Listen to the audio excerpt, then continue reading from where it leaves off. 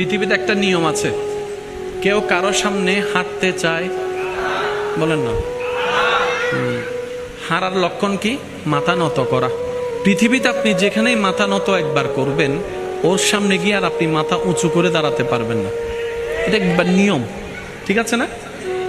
মাথা নত মানে ইজ্জত ডিমোশন, মাথা নত মানে আপনার দাম ডিমোশন। মনে রাখবেন, পৃথিবীতে একমাত্র রবের দরবার, যে দরবারে মাথা যত ঝুঁকাবেন সম্মান তত বাড়তে থাকবে। সুবহানাল্লাহ। রবের দরবার এমন মহান দরবার, যত আপনি ঝুঁকতে থাকবেন রব্বুল আলামিন আপনাকে দুনিয়া এবং আখেরাতে তত আপনার মান, মর্যাদা, মাথাকে, সম্মানকে আরো উচ্চতর করতে থাকবেন, করতে থাকবেন, করতে থাকবেন। সুবহানাল্লাহ।